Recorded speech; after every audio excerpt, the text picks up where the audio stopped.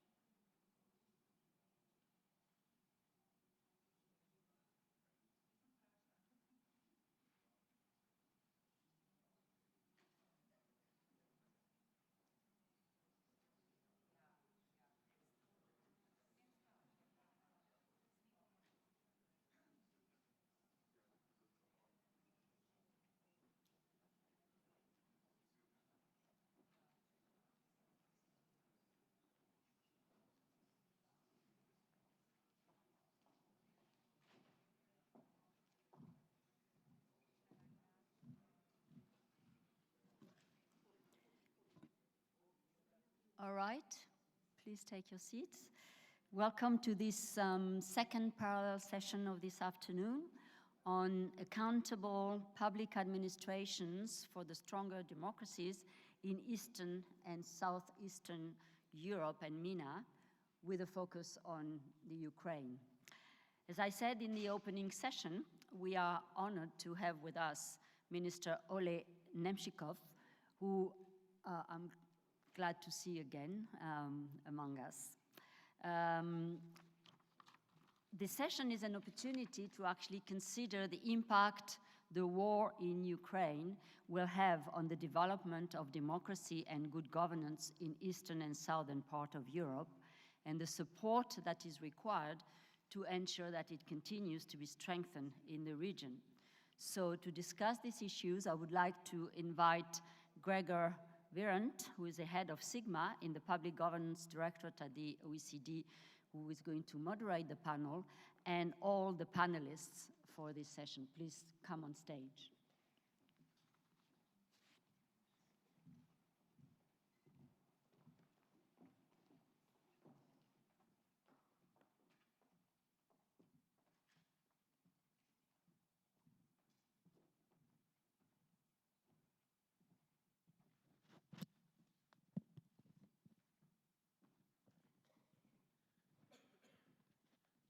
Thank you very much.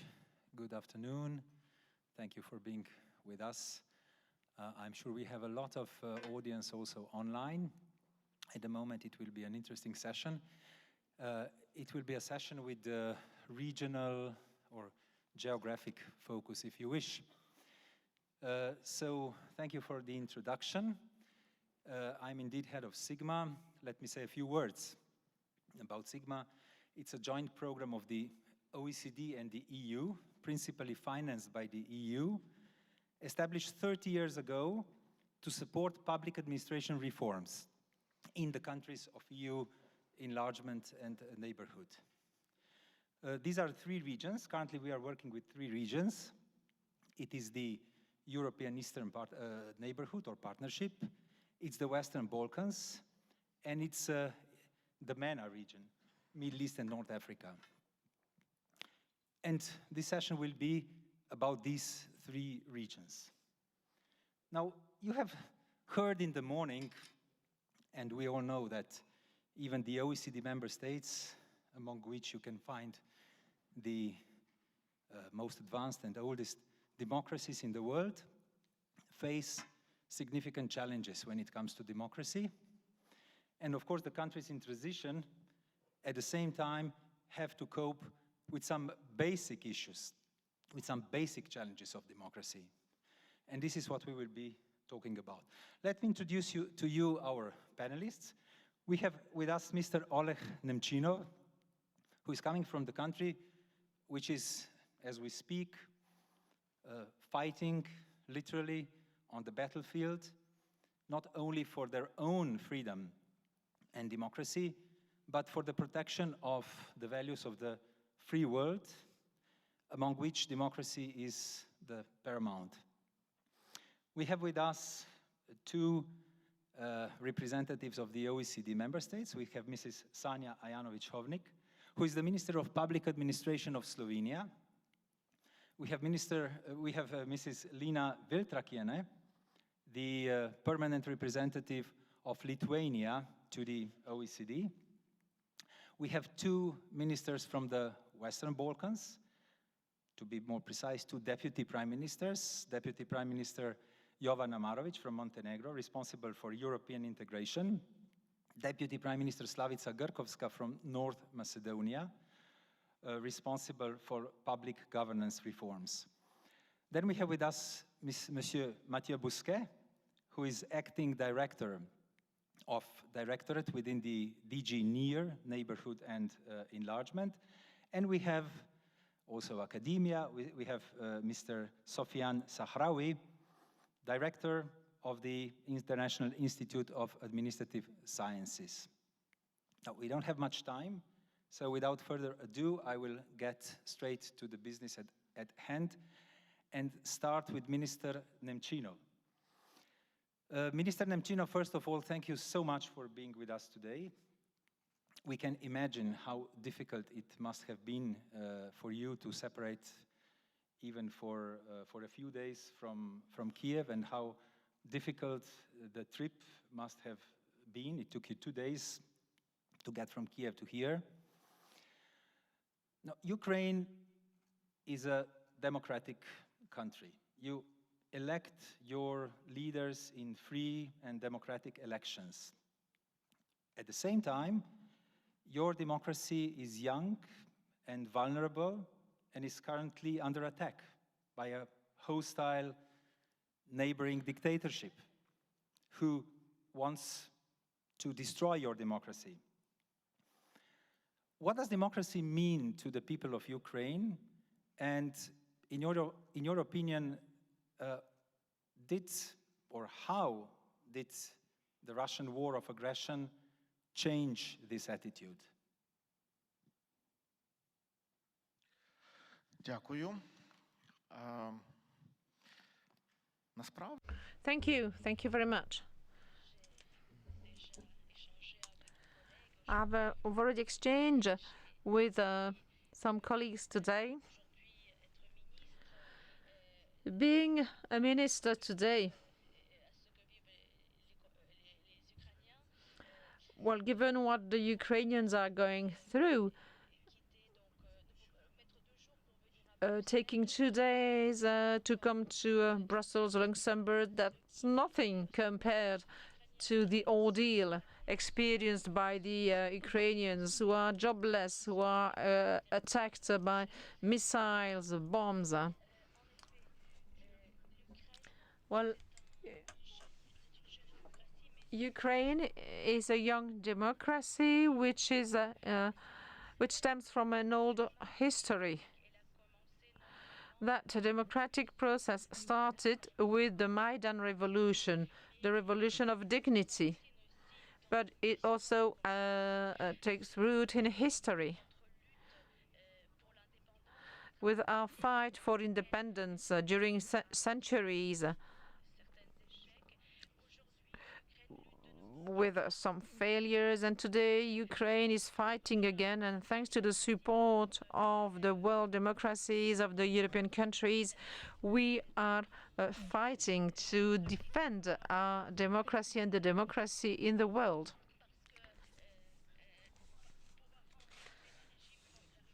In order to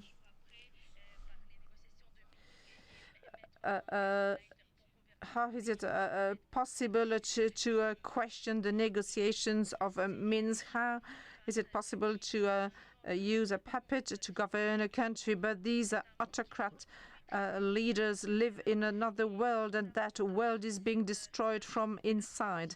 So we have stopped that aggression, first in the northern part of Ukraine, in Kharkiv, and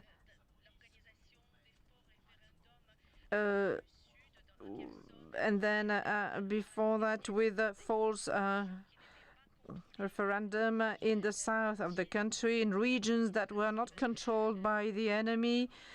We have found the vote ballots to organize false referendum in different cities, and we have opposed with our military forces to that authoritarianism. It's because we want a genuine democracy. We want to control our fate. We want to have our own leaders. This is why Ukraine has chosen the path of European integration. And actually, when President Yanukovych turned down the signature of the Treaty of Association with the European Union, that has triggered our will to go down the road of the European Union. This is how, and when the leaders betrayed the choice of citizens, the citizens did a revolt, and Ukraine has proven to be a genuine democracy. Ukraine is a country that stands for democracy, that wants to be respected by its neighbors. So we're also fighting to make sure that our neighbors can protect our democratic values, even if it's a young democracy, even if we're an independent country. It's a viable country. And if we had been resist to the Bolshevik regime, there wouldn't have been a Second World War, and in 1941 Luxembourg wouldn't have been occupied. Now, Ambassador Viltrakiene, how does Lithuania, as an EU and OECD member state bordering Russia, see Ukraine's future? And why do you think it is so important for the EU member states and for the OECD member states that Ukraine wins this war and preserves freedom and democracy?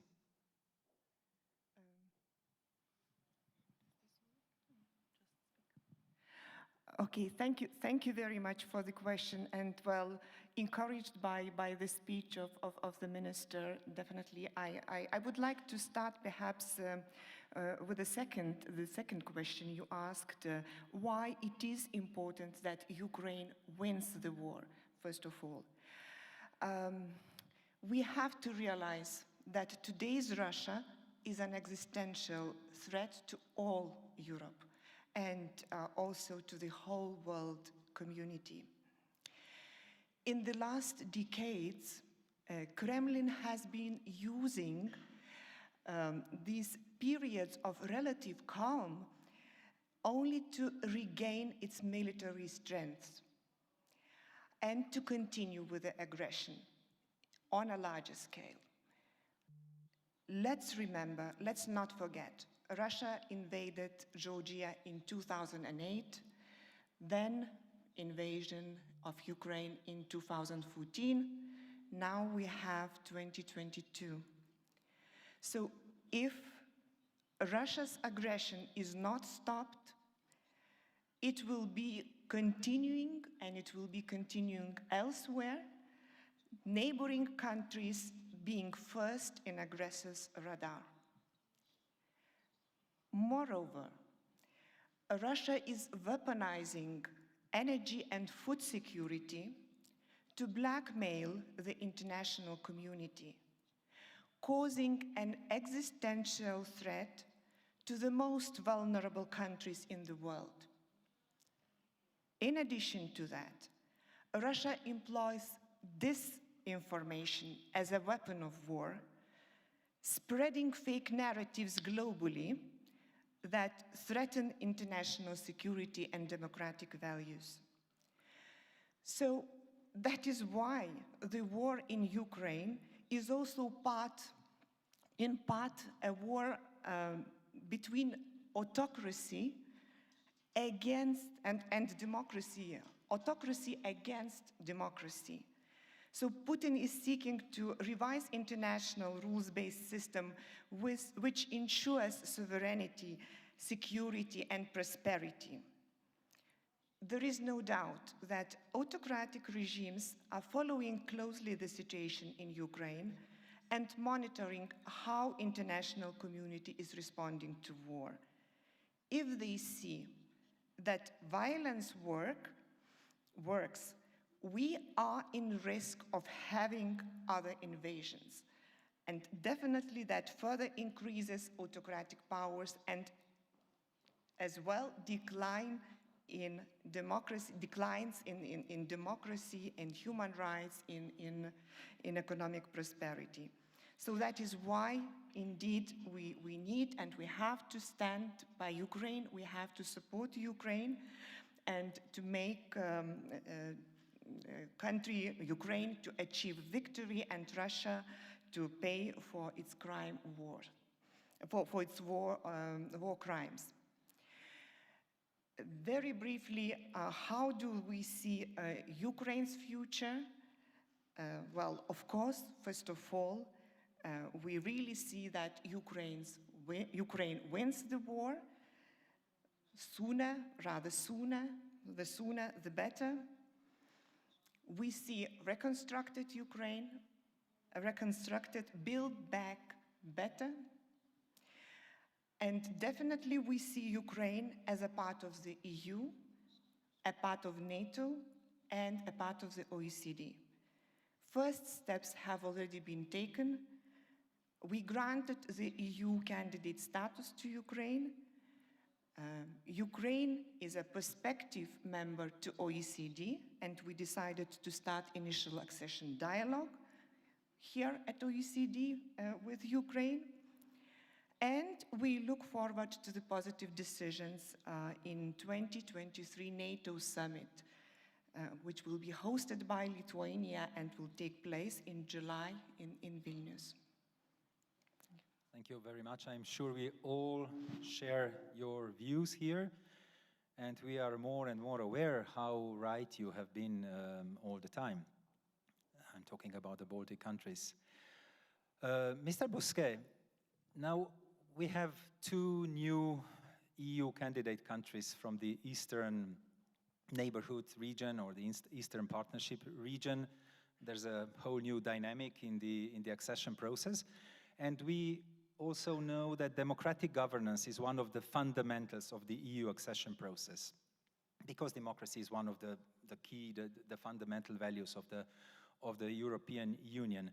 So how do you see the state of play, the situation in the area of democratic governance, and the perspectives, the way forward for the EU candidate countries and potential candidates in the area of democratic governance, especially in the context of this new geopolitical situation, the war, and of course, the new dynamics of the enlargement process? Thank you. I mean, we have to, of course, I mean, we're all fighting for democracy, but we need to see also in an accession process, I mean, what is a democracy and how to look at the democracy. And in the revised enlargement methodologies that we published in 2020, we looked at how we can characterize a democracy. It's based basically on three pillars, and this is what we are discussing when we started the negotiation of accession with Albania and North Macedonia. The first one is the electoral process. Free and fair elections, as the Minister of Ukraine said, but also protecting free media in the election campaign, integrity of funding of political parties and election campaigns. So this is very much about, I mean, ensuring that the elections are free and fair and can lead to solid governments. Of course, functioning of national parliament is essential. And here we want to ensure that the parliament has the capacity to get the highest standards of integrity. We talked about it this morning, transparency, accountability, but also effectiveness. And one of the key elements is, of course, the control, what we call the oversight of the parliament on the executive. And the third point, which should not be forgotten, and that was a previous session, is about civil society. Either in a democracy, I mean, in the partner countries that are negotiating the accession, the political context, which is favorable to having an active civil society, either the legal framework, and either the enabling environment. So that are the conditions that we look at, and we do not look only at the commitment of the government to ensure that, but we assess the performance. So now coming to the challenges. I mean, it's public. I mean, we published our latest enlargement package. We published the Commission opinion on the application for membership of the Georgia, the Republic of Moldova, and Ukraine. But let me highlight 2 or 3 points. First one, I mean, what we see in our assessment is that we need to have a stable and genuine political will to build strong and stable democratic institutions, and this is uneven, sometimes even lacking. Let me take a very concrete example. I mean, we see in many countries an excessive use of shortened proceedings, so exceptions. And this is, I mean, basically a way to hamper democracy, accountability, and this is where, I mean, also the parliament has, in its oversight capacity, is key. So that's just one element of the functioning of a democracy. If 90% of your law, you're using the exceptions, I mean, it seems it doesn't work. The second element is certainly about disinformation and polarization. By disinformation, I mean, this can come from state actors, from non-state actors, and as we know, from local actors or actors coming from abroad. I mean, we have clear examples of actors and autocracies working on disinforming.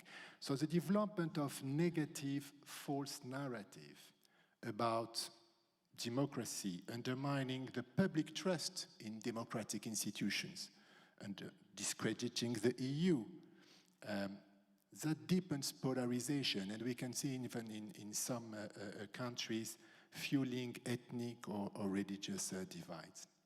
So this is a major area where we see a challenge, and we need to address that, because otherwise we are very much moving into a polarization which is not good for the democratic institutions. And the third point I would say is related to corruption. Corruption, I mean, we need to talk about it. I mean, it's a threat to democracy.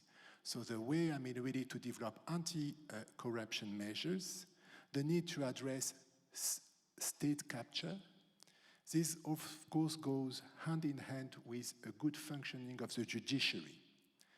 So to have a judiciary which is both accountable and independent, that are the two sides of the same coin, and efficient.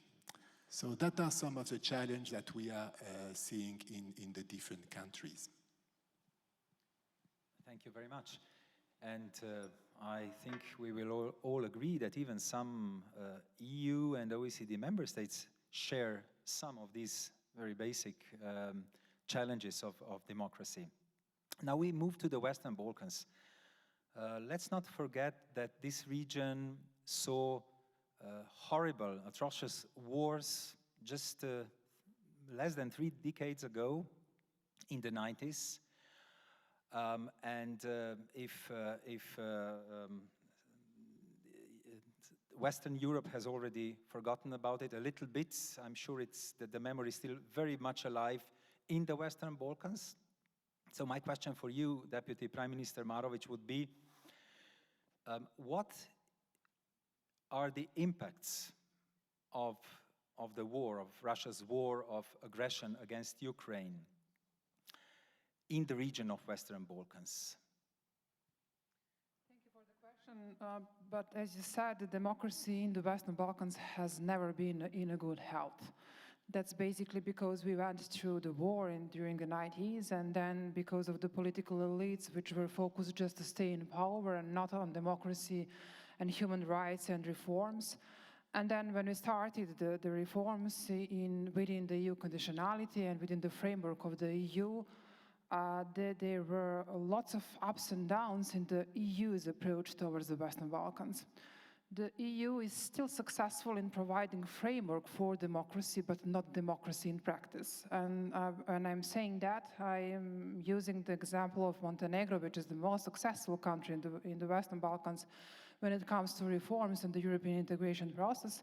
And when you try to compare the level of democracy now and 10 years ago when Montenegro started the negotiations, it's almost the same. The progress can be measured by the technical criteria, some laws and strategies, but in practice all these levels and all these areas as elections, as the freedom of media and all the rest, there are still big issues which we are sharing with the rest of the Western Balkans.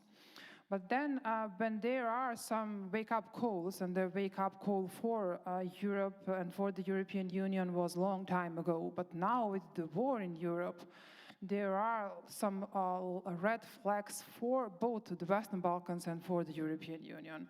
When we are discussing the role of the Western Balkans now in achieving and building democracy, I think that there is need, of course, for the solidarity with the people of Ukraine, with Ukraine, because this is something to stand for democratic values, and also to stand with the country which is really attacked by an independent country which is attacked, and in that sense, democratic values are attacked. That's the first thing, and that all the Western Balkan countries has to be fully aligned with the EU common foreign and security policy, which means with the sanctions against Russia. Montenegro is really successful in that sense because we introduced the aid package of the sanctions towards Russia, and we are fully aligned with the EU common foreign and security policy. But this is just the first step. The second one is that those countries which are not aligned should be punished. That's the sense and that's the meaning of the new methodology of the European Commission. Those countries which are successful in achieving the standards should be, there should be some benefits for those countries, and those which are not should be punished in that sense with some sanctions. But we are missing completely that part of the new EU methodology, so that means that we really need from the EU level to have this part developed and to see what are the benefits of alignment with the EU policies.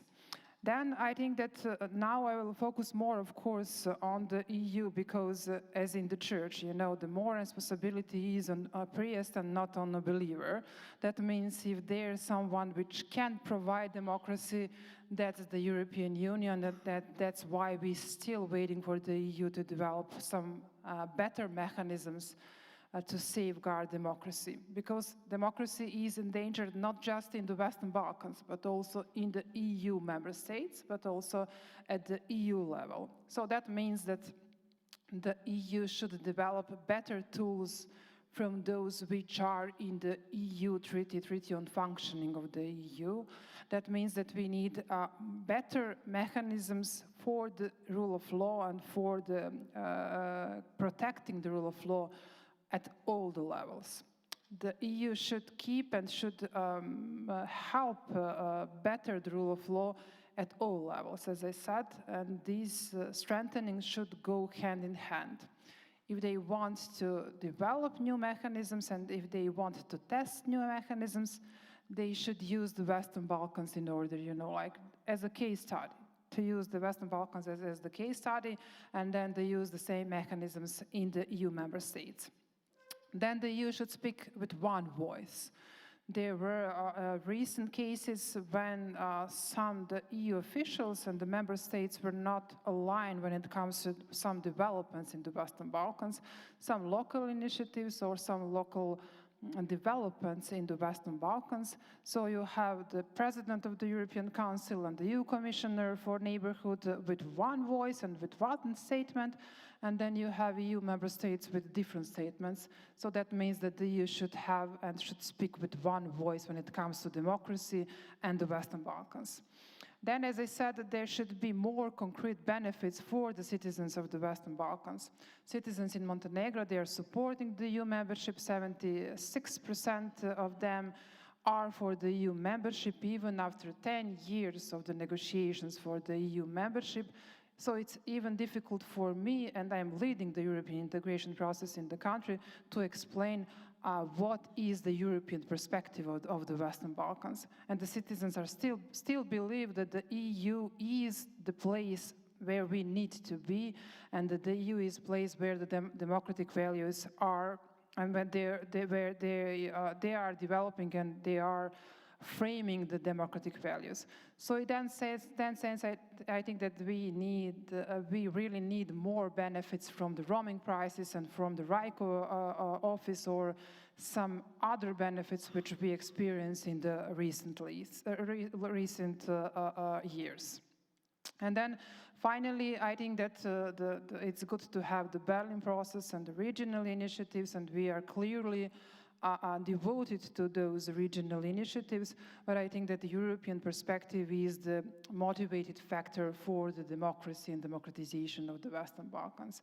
So in that sense, it's not that we need the deadline, but we need really clear messages and real concrete actions from the European Union that the future of the Western Balkans is really in the European Union. Thank you.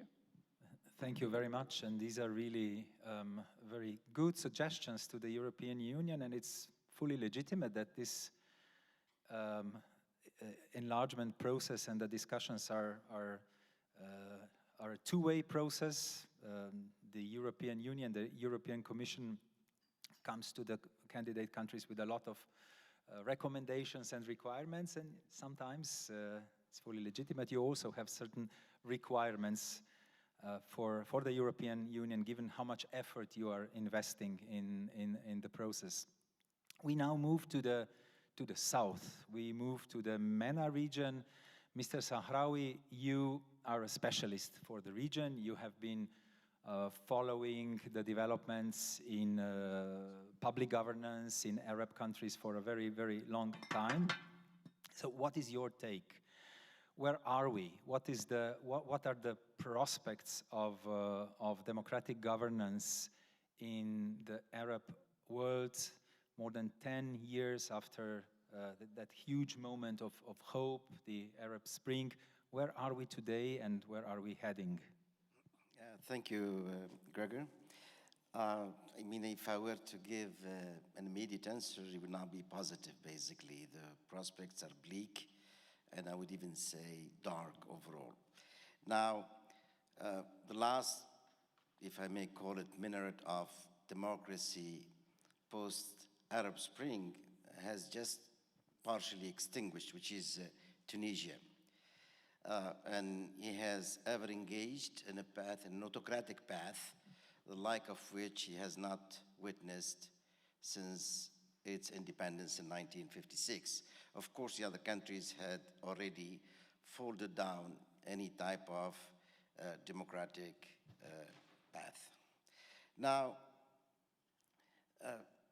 and it is even worse, you know, for other countries in the region. I mean, as you all know, I mean, looking across the region, you have civil wars that are still very much active, and here I could mention Syria, Libya, or Yemen. These are obviously countries in very dire conditions. And even when in other places where there are no civil wars, I mean, the situation is not very good either. Of course, I will qualify all of this. I mean, I'll start with a downturn, and then I will come back to show that there is light at the end of the tunnel in the end. Now, I would like to seize this opportunity because I'm in an OECD forum to say that it is unfortunate that many countries, including prominent OECD countries, did not always stand on the good side of history. By good, I mean to defend the values of democracy, freedom, and human rights. And like what the Honorable Prime Minister of Luxembourg said this morning, they have not unequivocally expressed their disapproval of the downturn that countries of the region have taken. I've been listening here throughout the day and right now by Minister Nemchov to what has been said about Ukraine, and I fully appreciate all the support Ukraine is getting. But the stand of OECD countries has not been moved by the same drive elsewhere. Notwithstanding, of course, I seize this opportunity to express my full solidarity with the people of Ukraine and their plight. That obviously is indisputable. Now, let me be a little bit more positive, of course, because I'm by nature optimistic, and not only optimistic, also I have a certain reading of history that allows me to look positively at the future. There are some countries that, though not achieving democratic standards as defined in the West, but they managed somehow, to put forth some reforms that offer significant benefits to their people. In this respect, I can mention maybe Morocco, Jordan, Bahrain, or Qatar. Just these are examples.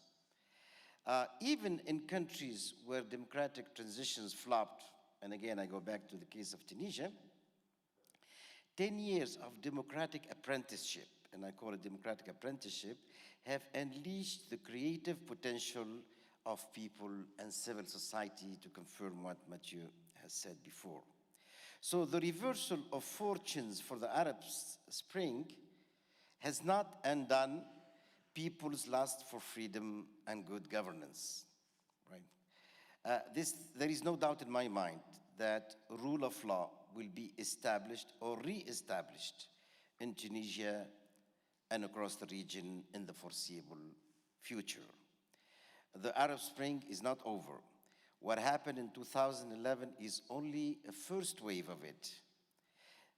A second wave, fueled by the aftermath of the COVID-19 pandemic and the Ukraine war, because they have created objective conditions for change to happen again, and is slowly gathering speed and will manifest across the region. My belief is that it will bring a more resilient form of democracy. When you build democracy, you just don't build it at once.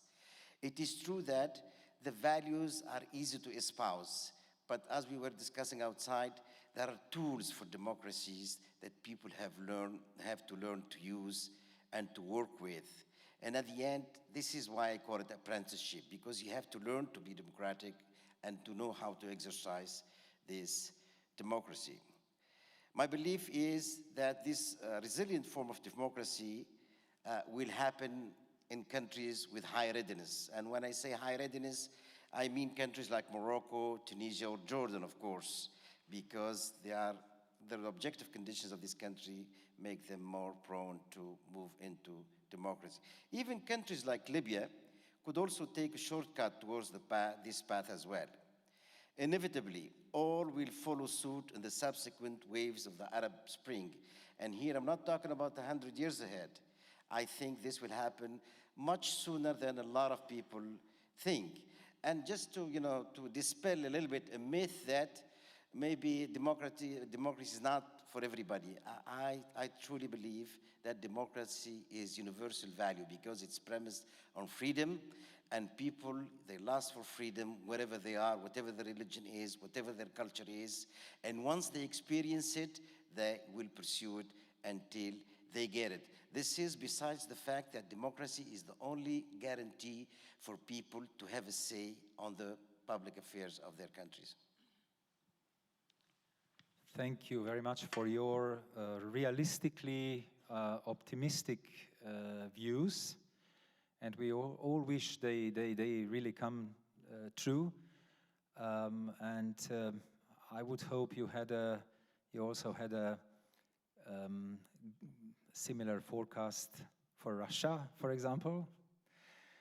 But this is it for the first round of discussion.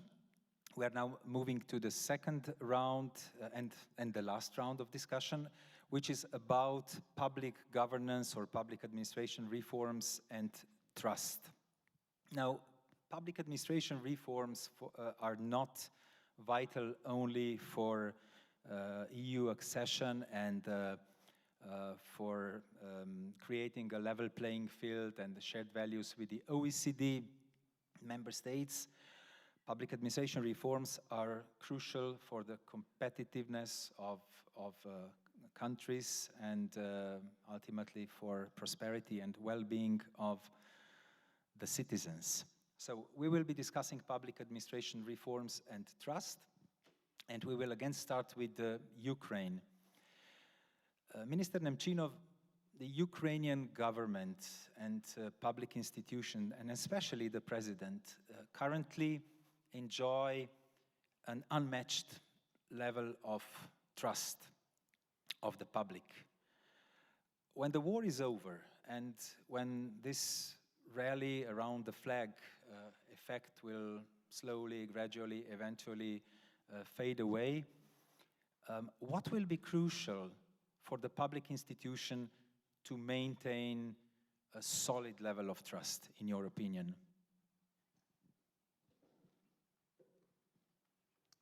Дякую. Важко. Thank you.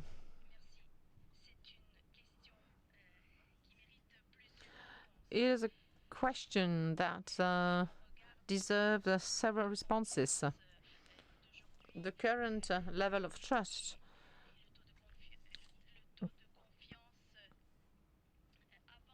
compared to the level of trust before the 24th of February, well, it looks more like a electrocardiogram. In times of war, of aggression, it is quite normal for the population to gather around their leader. It's a natural reaction. But I'm sure that on the political Ukrainian scene, everybody thinks that that situation won't last. The members of the government or the elected representatives are well aware of the fact that that level of trust is linked to the war. But even during times of war in the past, there had been changes in the perception of the population. There has been political changes. There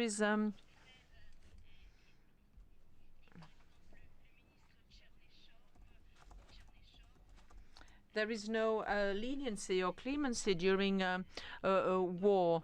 Chemenchev left the position of minister to become the manager of the oil company, the oil and gas company, and it was the best solution for the government. So that level of trust of the population is provisional, is temporary. It doesn't necessarily mean that we can make any decision without being accountable or at any cost. We're also well aware that after the war, once the war is over, the nation, the Ukrainian society will be even more demanding. Will ask for more accountability. This is why the government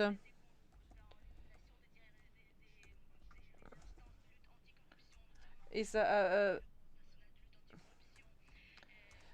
very watchful, attentive when it comes to set up anti-corruption organization bodies. So the government is making sure that everything is done under good governance to implement the reform of justice. And we are all aware that we do this for the sake of our future. When the Ukrainians today stand for the independence and the democracy, they do it for the future, for their future generations.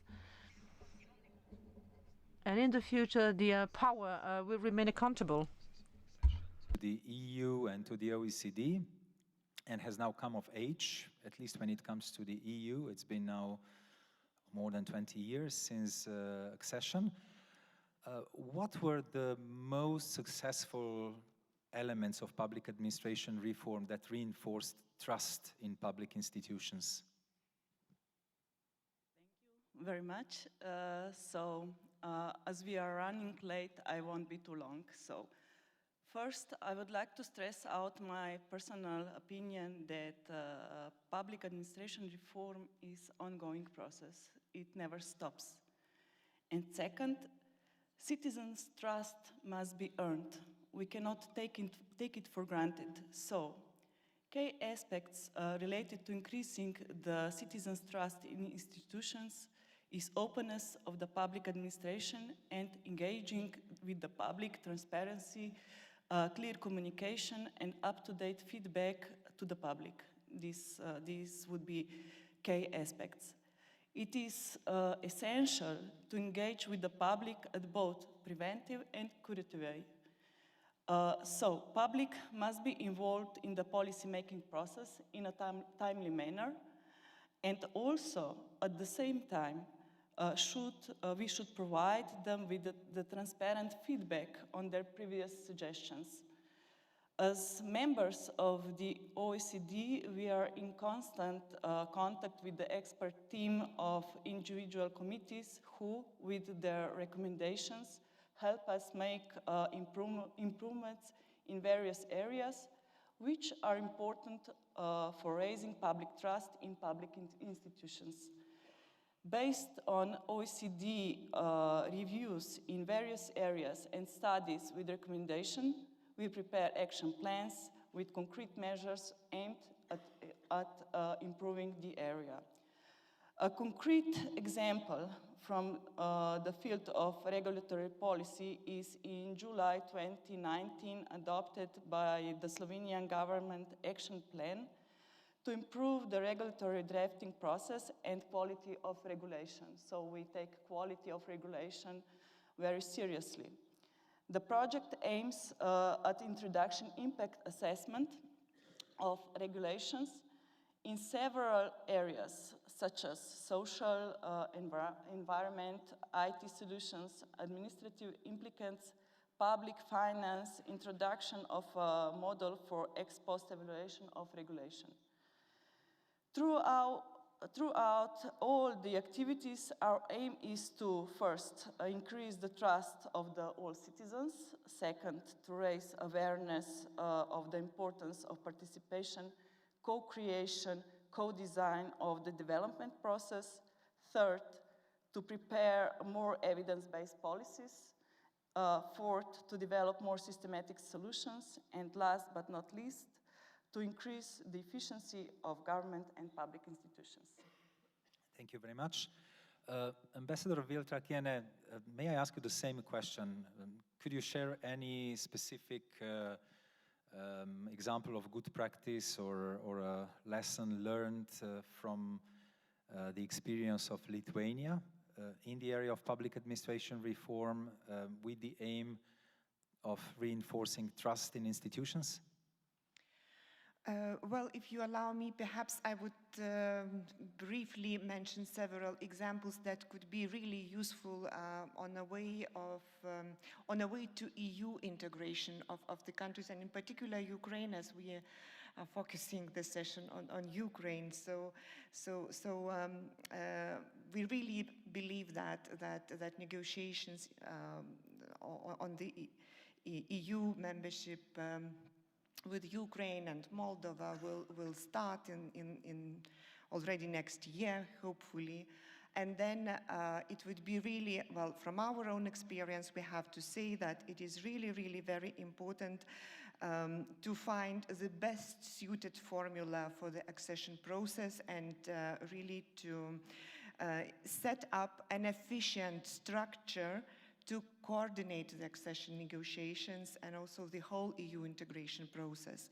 So, and in this objective, perhaps I would like to mention three instruments or three processes which were very, very helpful to Lithuania, and we support now the use of them very much.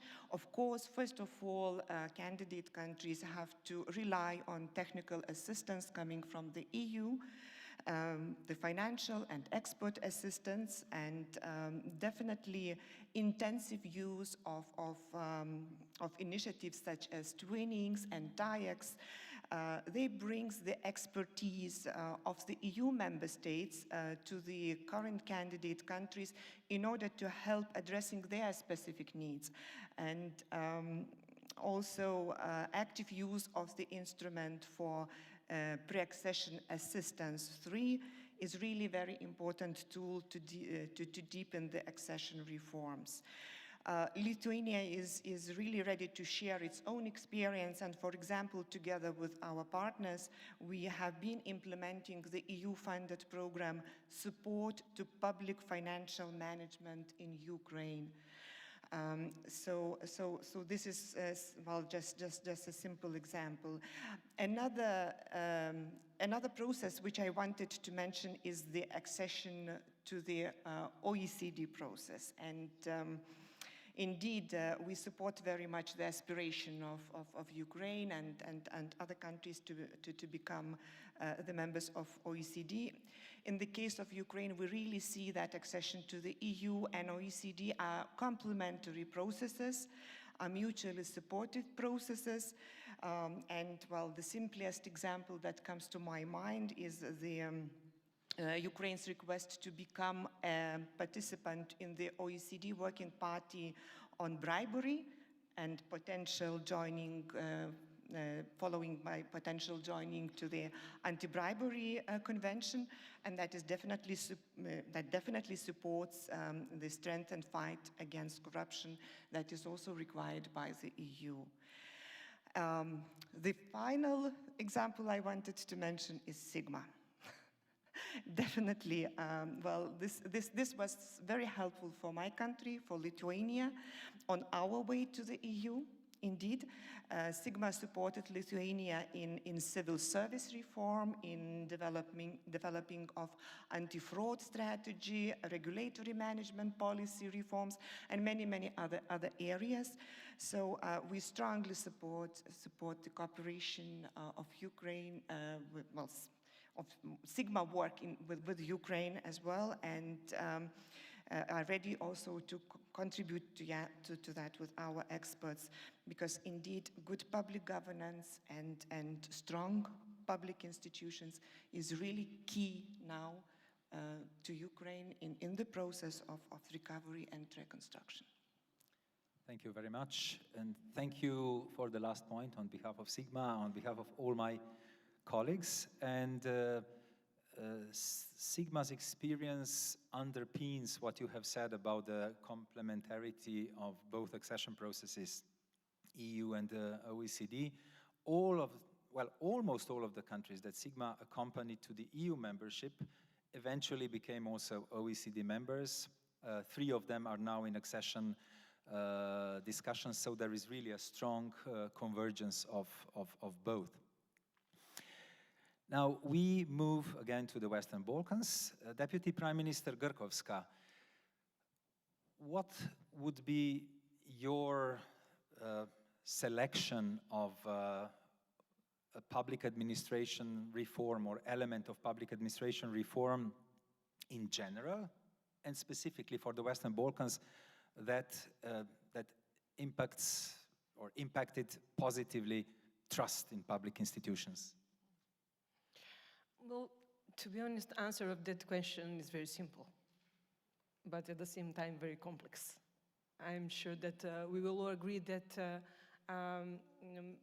to have a good public administration, we means that the public administration that should base on the principle of good governance, which means transparency, efficiency, accountability, professionalism, and responsibility of the public administration, but at the same time among the holders of executive power. Now, complexity comes when we start to talk about implementation, how we will come to the point to have the public administration that will be focused on the civil servant needs and to be a service of the civil servant and not to exist for them, for themselves. And that is actually the huge challenge for the Western Balkan countries, because how it is a process that cannot be made overnight. It is continuously ongoing, and I totally agree with the Slovenian colleague that it is actually a never-ending process. But it's very important to be process that will positively progress. Because when we are talking about public administration reform, we are talking about changing the mindset, and that is the most difficult part to achieve. But at the same time, the reform in the public administration, linked with the EU accession process, will naturally lead us to that point.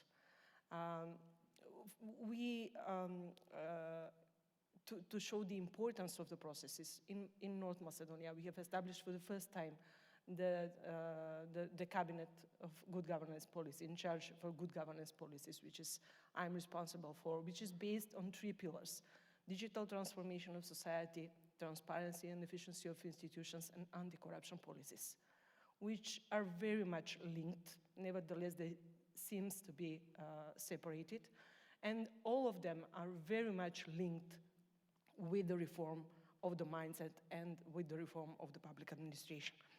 I would like to thank Sigma for huge support in these processes, which is very helpful. And having in mind that we have already became a NATO member country and we have started the EU accession process, the support and expertise in the reform, in this reform, especially in this regard, will speed the process in the reforms and will naturally lead us as soon as possible to achieve the EU membership. Thank you, and the pleasure is mutual. Mr. Sahrawi, what about the MENA region again? Public administration reforms. There are some strong moments, and there are very interesting aspects of public administration reforms, for example, in the area of digitalization, service delivery, and so on, even in countries without democracy. What are the strengths and weaknesses? Now, okay, let me be maybe realistic and fair to start with, and then I will fall back, excuse me, on my dogmatic position. Indeed, I mean, a lot of the countries in the region have engaged in some sort of a reform. And if we look, for example, at, let's suppose, countries of the Gulf region, they have rather efficient administrations. There is no doubt about that come in support of the welfare states that are in place. I've lived in that region for a while, and I can testify to the quality of public administration from a technical point of view. Okay, I will not go to further than that. Of course, when I say that, it is mostly geared towards the citizens of those countries, because in some of them, Qatar and the United Arab Emirates, for example, the expatriate populations are larger than the local populations. And obviously, public administration does not serve the 2 segments in the same way.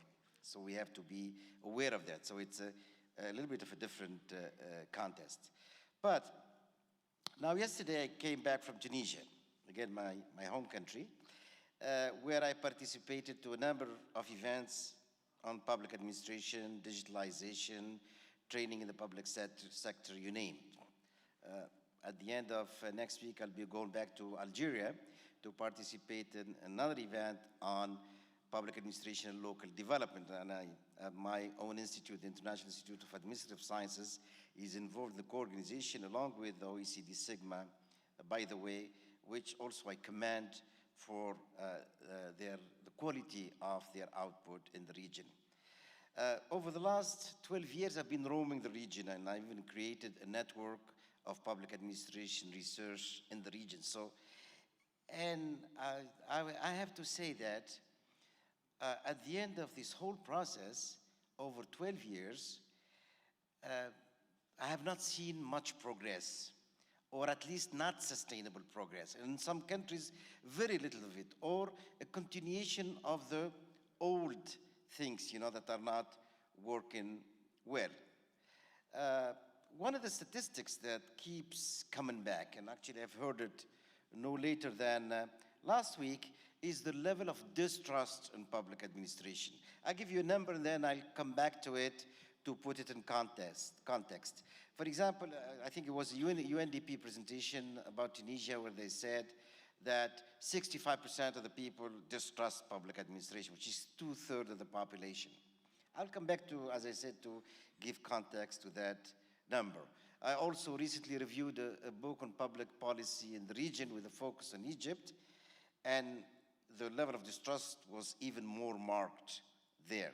As I said before, only in the Gulf countries,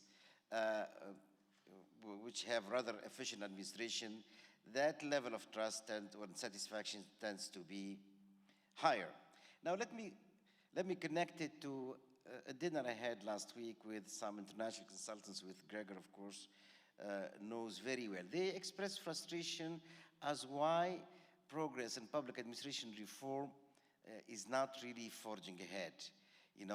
My answer was that public administrations across the MENA region is not a technical body that delivers services, but it is an extension of the state apparatus. And if the state itself, has never been, if you want, reformed to be serving the citizens, then obviously public administration itself will not. Let me conclude by going back to the example of Tunisia. Before I said that 65% were not satisfied. Tunisia has 1 million people that work in the public sector. That's the army and the police included, right? For a population of 12 million. And mind you, 2 million live outside, which means that you have, and if you take an average family size of 3.3 or 3.4, and you remove redundancy, you end up with 3 million people living directly off public administration. So basically, these are the people that are probably satisfied with public administration, whereas the 65% is the rest of the population that are not. I'll stop here. Thank you very much. And the last word, and if you can be very short, because we were just informed that the other 2 parallel sessions have finished, so they're waiting for us to continue with the plenary. Mr. Bousquet, public administration reforms in EU enlargement countries, in the accession countries.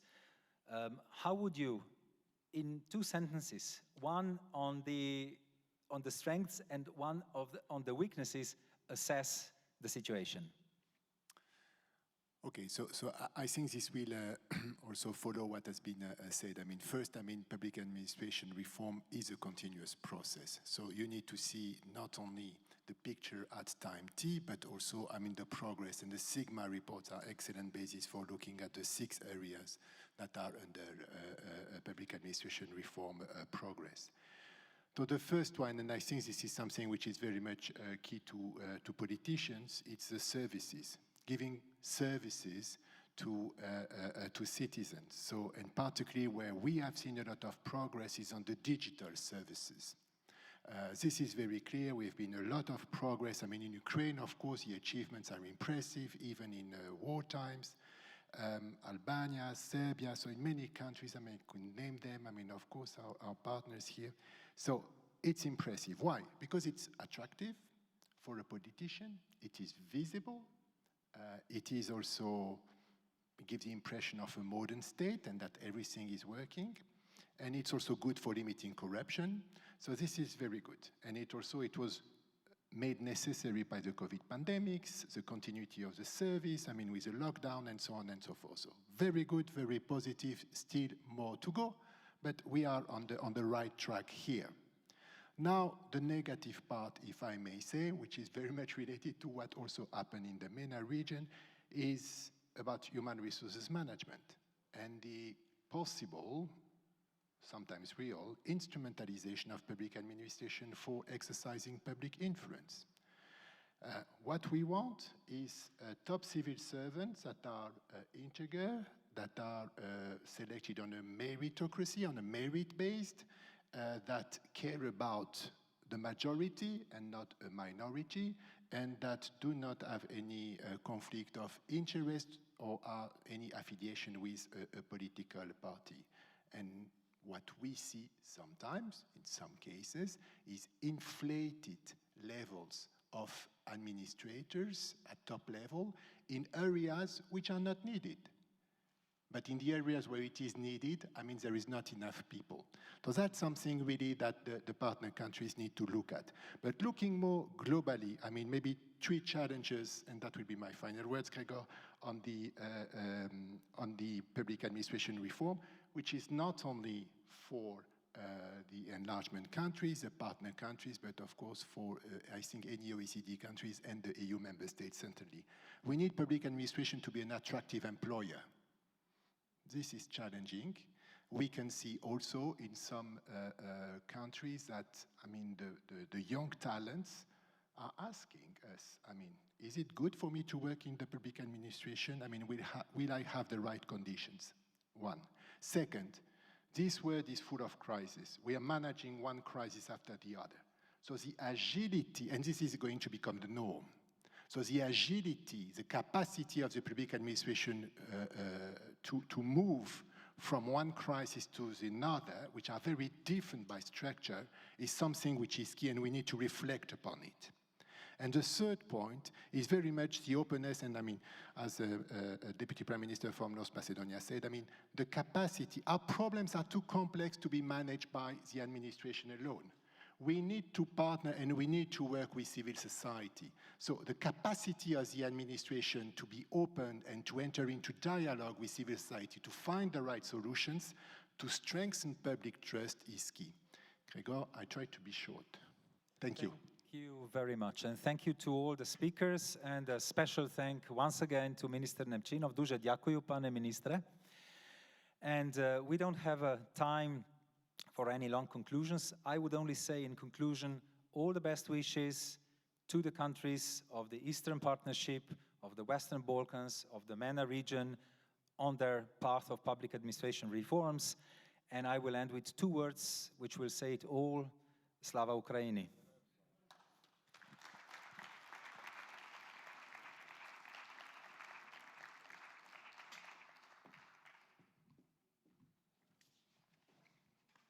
Thank you very much, Gregor, and all the panelists for this very fascinating session. Please don't move, because you won't be allowed to have a coffee break like in the morning. We're running very late. So we're going to move to the plenary session, but we're going to open the doors for the people who were participating in the other parallel sessions to join us. So if you need, you just have the time to grab a glass or a cup of tea, but then come back immediately afterwards, because we're going to resume with the plenary.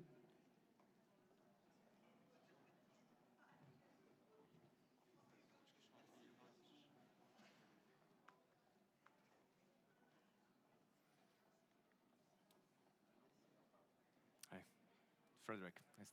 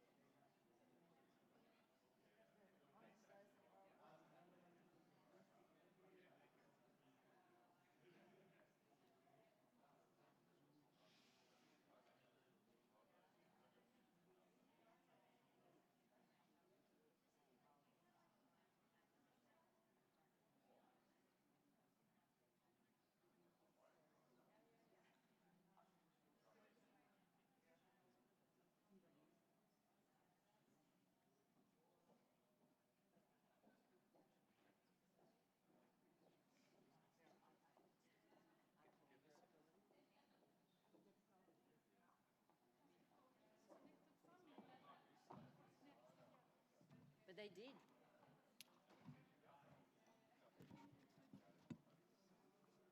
It's not me, who is it? Well, I think we're going to start. So the people outside, if they can hear me, I'm shouting, so people can hear me outside as well. But if you can bring people, those of you who are outside. Well, listen, I think we should get started. So